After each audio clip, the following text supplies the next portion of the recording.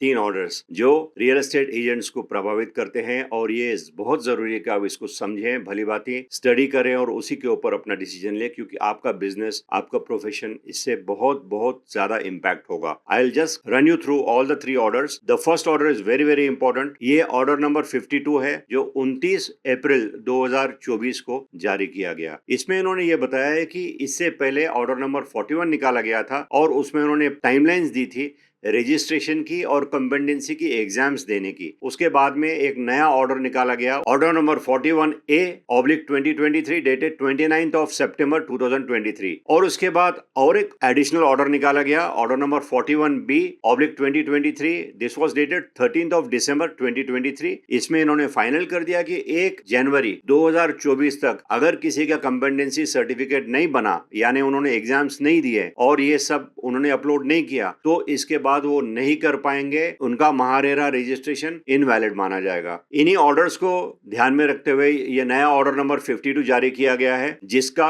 Clause A में ये बोला जाता है कि किसी भी रियल एस्टेट एजेंट ने अगर अभी तक अपना रेरा का कंपेंडेंसी सर्टिफिकेट अपलोड नहीं किया है या एग्जाम नहीं दिया है, तो उनका रेरा सस्पेंड किया जाएगा आज के तारीख में। क्लॉज बी, जब तक उनका नाम इस अबेंस यानी सस्पेंशन लिस्ट में रहेगा, तब तक वो रेरा एजेंट्स कोई भी ट्रांजैक्शन नहीं कर पाएंगे। ये बहुत ग्रेव कंसर्न है दोस्तों। क्लॉज सी, इसी एक साल के पीरियड में अगर इस रियल एस्टेट एजेंट ने जिसका सबमिशन नहीं हुआ है, एग्जाम नहीं हुआ है या उसका कंपेंडेंसी सर्टिफिकेट उसने सबमिट नहीं किया है, वो एक साल के अंदर अंदर उसको कर सकते हैं, प्रोवाइडेड उनका रेरा रजिस्ट्रेशन जो है, जो उनका ओरिजिनल रेरा का लाइसेंस है, वो वैलिड होना चाहिए। कई लोगों के 5 साल बीत चुके हैं, कई लोगों ने एग्जाम से कुछ पहले ही उन्होंने रेरा अप्लाई किया था, तो उनका अभी चलेगा। आगे क्लॉज डी ये कहता है कि अगर आप अपना सर्टिफिकेट ऑफ कंपेंडेंसी एक साल एक्सपायर करने के अंदर अंदर नहीं सबमिट करते हैं, तो आपका महारेरा रजिस्ट्रेशन हमेशा के लिए इनवैलिड माना जाएगा और कैंसिल किया जाएगा, प्रोवाइडेड आपका जो ओरिजिनल पीरियड है वो एक्सपायर ना हुआ हो। जैसे 5 साल का वक्त है, आपके 5 साल पूरे ना हुए तो आपका लाइसेंस अभी भी वैलिड रहेगा, लेकिन आप कोई काम उस पर नहीं कर पाएंगे। क्लॉज ई, अगर आप अपना कंपेंडेंसी सर्टिफिकेट रिवोकेशन के बाद यानी कैंसिलेशन के बाद सबमिट करते हैं महारेरा को, तो उस केस में आपको फ्रेश रजिस्ट्रेशन लेनी होगी अपने महारेरा लाइसेंस की, प्रोवाइडेड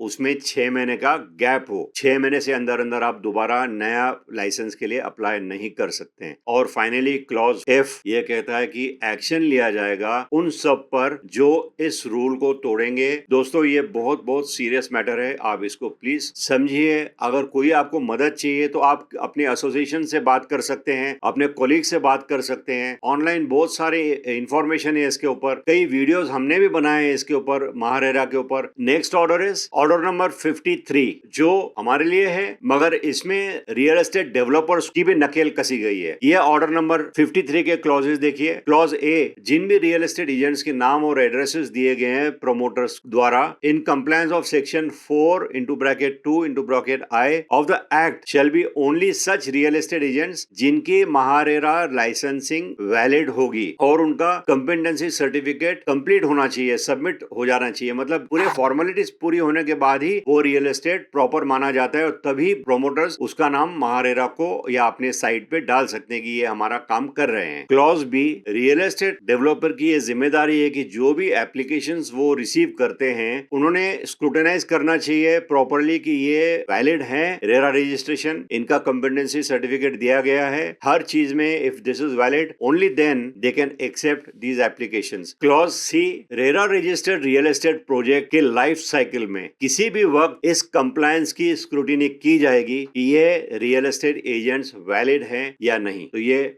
डेवलपर्स की या प्रोमोटर्स की जिम्मेदारी बन जाती है कि केवल वैलिड रेरा रजिस्टर एजेंट्स को ही वो अपने साइट पे रखें या उन्हीं के साथ काम करें। क्लॉज डी फाइनली कहता है कि अगर इस रूल से कंप्लाई नहीं करेंगे तो इसको अंडर क्लॉज ए ऊपर जो बताया गया है कंसिडर किया जाएगा, इसको वायलेट किया गया है, इसको कॉन्ट्रावेंट किया गया है और उसी रूल्स एंड रेगुलेशन के तहत अप्रोप्रिएट एक्शन लिया जाएगा अथॉरिटीज के द्वारा, including summary rejection of the application submitted for registration और revocation of the registration granted as the case may be और इम्पोज हेवी पेनल्टी। दोस्तों, apart from agents, even developers are pulled up this time, so make sure that we are on the right side of the law all the time. And the third order is order number 51 dated 29th of April 2024। इस order ये order essentially D registration के लिए, अगर किसी को अपने RERA का licence cancel करवाना है या डी रजिस्टर करवाना है तो वो इस ऑर्डर के जरिए करवा सकते हैं। उसमें कई लोगों के एप्लीकेशंस गए हैं महारेरा को ये कह के कि अब हम ये बिजनेस नहीं करना चाहते। उसके रीजंस उन्होंने साइड किए हैं। ये बिजनेस में